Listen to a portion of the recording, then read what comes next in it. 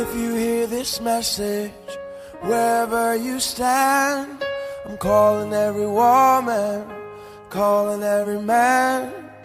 We're the generation, we can't afford to wait. The future started yesterday, and we're already late. We've been looking for a song to sing, we search for a melody, search for someone to lead. We've been looking for the world to change. If you feel the same, then go on and say if you're out there. Speakers Corners Trust Nigeria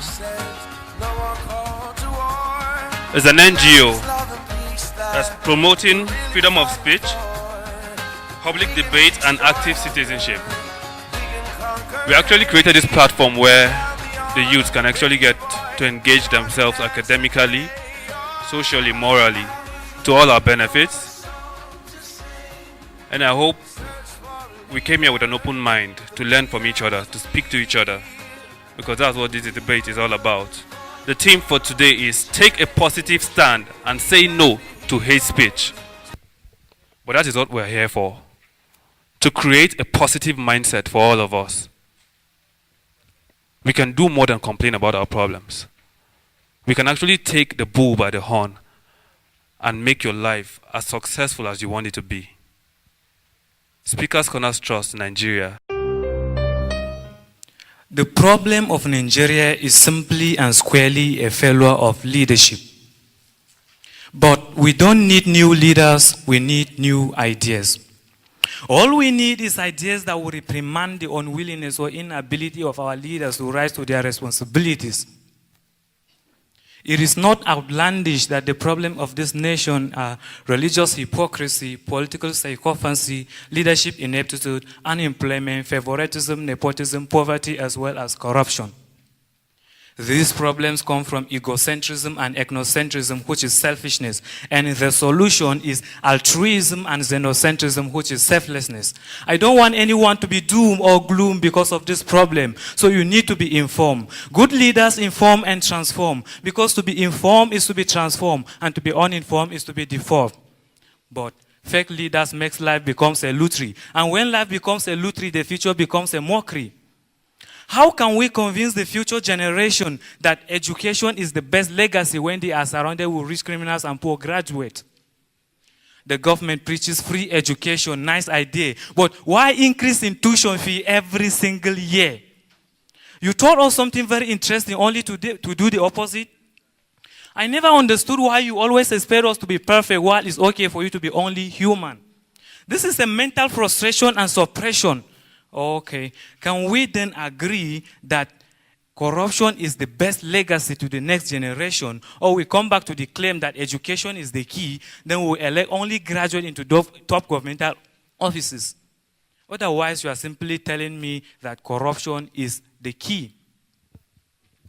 Educated leaders everywhere always have good ideas. I think that must be the reason why Alexander the Great says, I am not afraid of an army of lions led by a sheep, but I'm afraid of an army of sheep led by a lion. Meaning, every lion is a king, but not every king is a lion.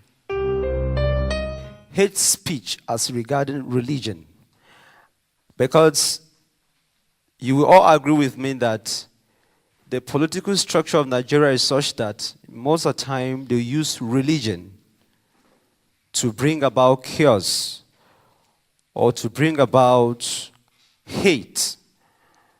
So politicians come using religion. But in the real sense, it's not supposed to be so. That is not the primary focus of religion.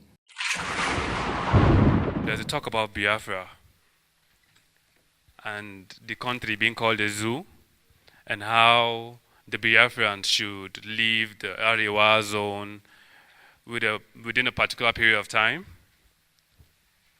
Those comments, those talks are hate speeches. Those hate speeches, they are toxic to society, because the first place you poison that kills a society is the mind of the people. Once you poison the mind, the body follows. Action follows. There's inciting riots going on. People hate someone, organization, a bank, because maybe they don't benefit from that bank or from that individual or from that organization. For example, as a student I will use myself for example. The bank I'm banking as a student, why would they come and say I must keep 1,000 naira in my account? I will hate that bank because I'm not benefiting. Any day I don't have any money and I want to withdraw and they say I must keep 1,000 naira. It's not fair. So hate is a necessity.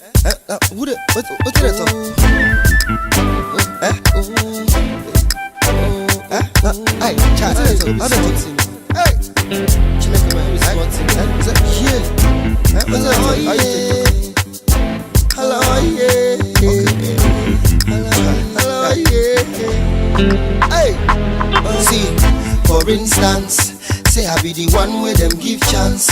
Say I be the one where they make plans. For all man to benefit I be, to make me disagree, to agree to create chance. But now I am not of importance, cause now I am looking from a distance. And that's why he give them the chance to do us and turn us to victim of circumstance. Every or most Nigerians are medically sound but politically weak. Most Nigerians are medically sound but societally weak. Most Nigerians are medically sound, but when it comes to speaking out, when it comes to constructive criticism, we take everything for granted. Why is it that we take everything for granted? We have learned to be helpless. And if this hate speech must come to an end, there is a need for us to carry out a surgery on every Nigerian. Again, I take another line from what another poet said. He said, let no more serpents come into our vineyard. Nigeria is like a vineyard. Nigeria is like an orchard. Nigeria is like a big farm. There are vineyards. There are a lot of serpents coming into Nigeria. And what do these serpents do? These serpents, they try to disintegrate us. These serpents, they try to do certain things because they want to project their own interest. And it is from that perspective, I want to say that the problem of Nigeria is not land. The problem of Nigeria is not intellect. The problem of Nigeria is not resources. The problem of Nigeria is that we are medically okay, but we are physically weak. Shakespeare said cowards die many times before their death. The valiant die but once. Nigerians die every day, but the time that we are supposed to express our opinions and then come together like this and talk about certain issues, we'll begin to pray. There are some things prayer will not do. There is God's responsibility and there is man's responsibility. As a sociologist, I believe that everything that exists has the opposite. So to me, the question, why do people hate, is because they like something. If you like this, you must hate the opposite. That's why people hate. When we learn to tolerate each other's differences, we know that this person is different from me, and we must learn to work together. We must learn to match our thinking and our opinions together. If we don't learn to do that, there is no way we'll work together. There will be no peace. Someday I'll pass through the great sky above, and the first thing I'll ask is, how well did I love? Did I leave the world any better than it was before? And of all the things I've done, could I have done any more? Now we have a country that unfortunately some citizens see themselves as more superior than other citizens. And while growing up, some of our parents taught us that others are inferior. And, you know, it continued on and on and on and on and on. And what has that produced, actually? A set of mediocres. Even within Christianity, we still have hate speeches going on between different denominations. You see, like the Catholic and the Anglican and the charismatic, exactly. You see, we tend to, segregate we feel this particular denomination is more, and more Christ conscious than the other. And so you see, even in the church, you see the minister trying to make you see reasons why you shouldn't even associate with people who happen not to be in your own denomination. Yes, and somehow it affects our interaction and communication when we go out there in the society. And I think we really need to put a stop to that. Now I'll go straight to giving you some quick facts or physical things on how to go about hate speeches. One is for you to act. How do you act? Do something in the face of hatred. Apathy will be interrupted as acceptance. A hate group might be coming to your town or even your doorstep. It can even be your closed door neighbor. But how you stop all of this is to act. You move on and report to relevant authorities closer to you. Let your speech be seasoned as with salt, such that every time I speak, it's not as if I cannot say something that you have done wrong. I still will be able to say something to somebody that the person has done wrong. But the problem is, how do I say it? What's the attitude? What's the motive behind what I'm saying? Am I saying it because I want the person to be better, or that the person will change and be the better for it, and subsequently our society be the better for it? So what forms my concept of talking about somebody, or talking about a people, or talking about an issue in the society? For the poor girl who was married to the old Alhaji and dies of VF. For the poor widow and orphan with no source of income but left to wallow in misery.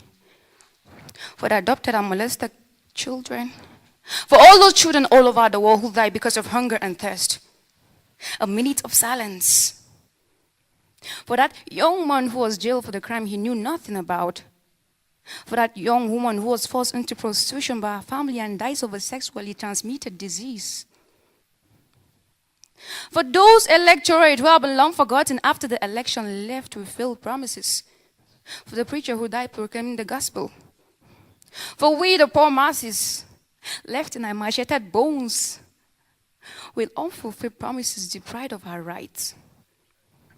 A minute of silence for the voiceless. Okay, let me tell you something about this, my sister.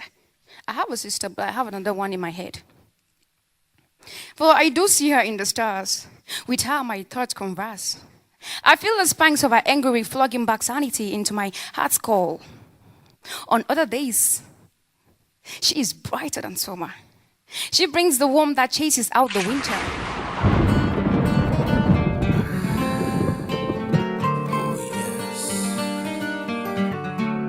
La da da da da da. La da da da da da. You can find them on the cover of a magazine, the finest women you'll ever see. It would be my fantasy to have them all surrounding me. If the promise was compromised, it was never kept. But later on, your worries will still make you worry. So why hate? It is good to be brave, but it is better to be wise. The venom of the viper has eaten us, and we are now losing our focus. The picture we painted perfectly is what we decide to stab constantly, and it becomes a shame when there is no one to blame. Now that we are cooling in pain, let us try to count again. On the streets are doubters and sons, frustrated by the dragon and the powders of the gun who stole their shining sun. But at the end, I believe we're a nation. We must overlook the fraction and bend our minds on the fusion to make the past a fiction. In the hours of the night, our brains should storm on the right and hunt for the light to make things all right. For peace, we must exploit. We must identify where this and this are coming from. And I must confess to you, it starts from what? From us and from the home. Because those who are violent outside, those who are perpetrating that, it must be from their background. So how do we curb this? How do we handle this? It has to start from us. It has to start from me and you. Did you get what I'm saying now? Would you say because you have been hated by somebody, you want to retaliate? No, you must find a better way out of it. And that's why I came up with something. There's something I have been presenting to people, human relations. If you abide by the words in human relations, if we start from today, it will minimize and eventually it might even eradicate that stigma.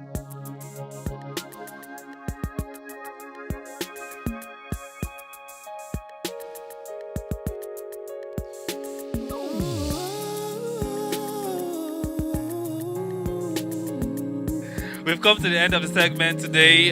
This is the end of Speakers Corners Trust Nigeria, University of Jos chapter. And we want to say bye.